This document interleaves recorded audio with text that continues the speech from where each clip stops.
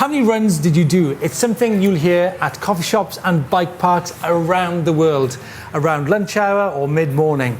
But how many runs can you actually do on an e-mountain bike compared to a non-e-mountain bike? Chris, I reckon by the time you have this bacon roll and a cup of tea, I'll have been to the top of the hill and back again. No way. Get cracking then. Now we'll talk about the bikes later, but one Neuron on, 130mm travel, 29-inch wheels, top of the downhill track, and back again.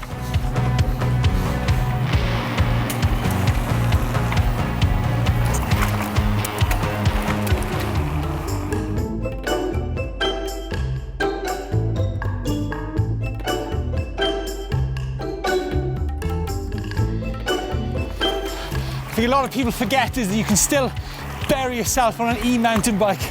I'm now in trail mode and I'm at 149 beats per minute, which is zone 4, zone 5.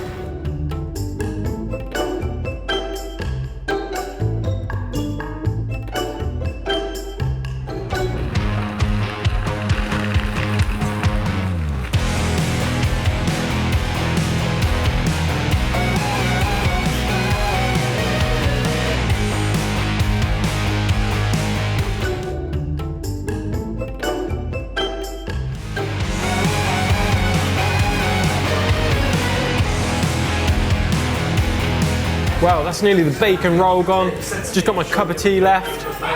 And I'm sure I can get this done before he even turns up. There's no way he can do that.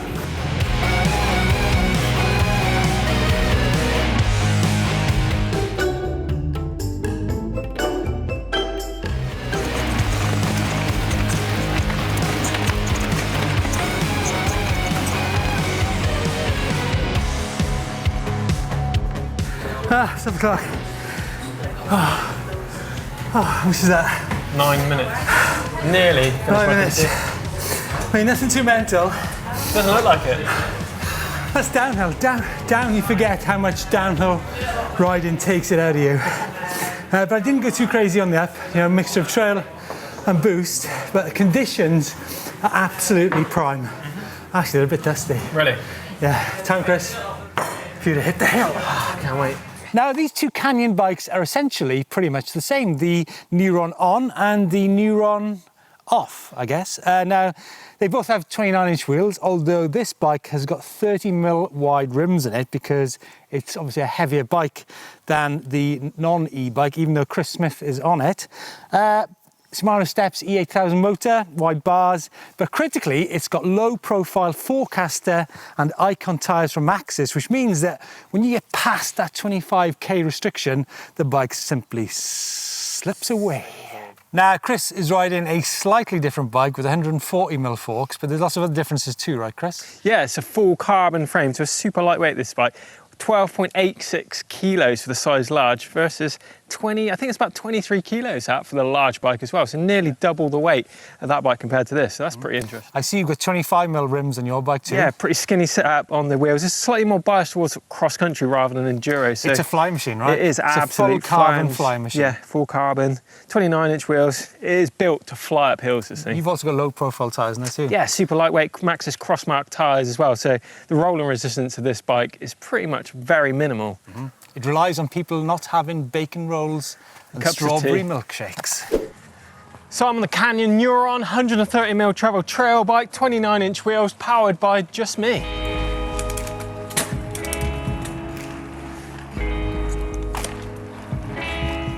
I think I'm going to start taking up knitting by the time he gets back. We'll have 10 coffees.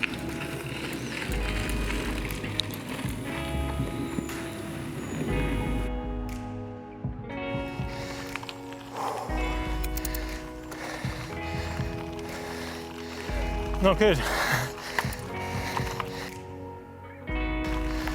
10 minutes.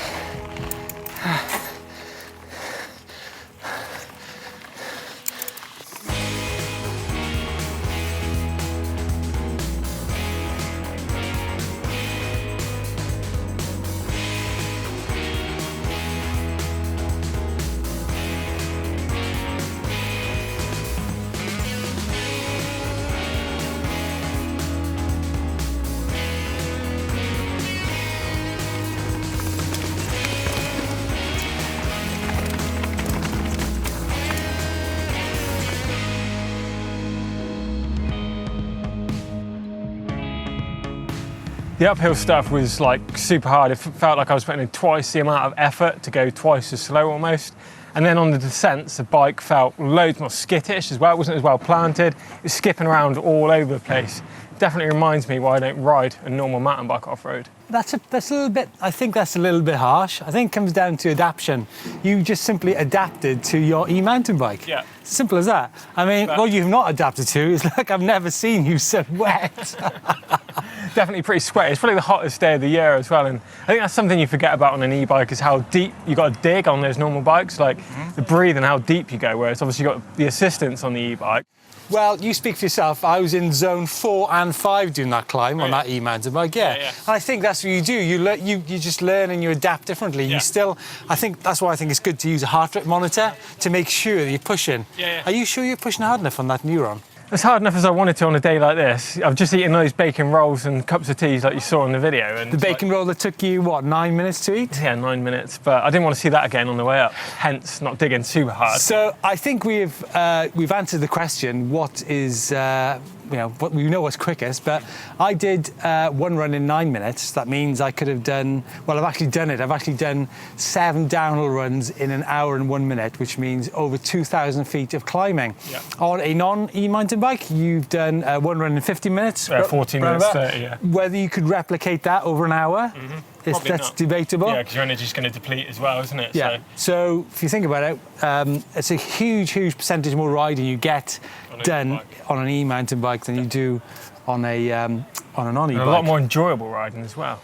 I think you can enjoy it. It's up to you how deep you want to dig, on the e-bike. Whereas you've got to dig pretty hard on a standard mountain bike the whole time to enjoy it. Yeah, I'm glad you've been digging. Sounds like you dug yourself into a hole.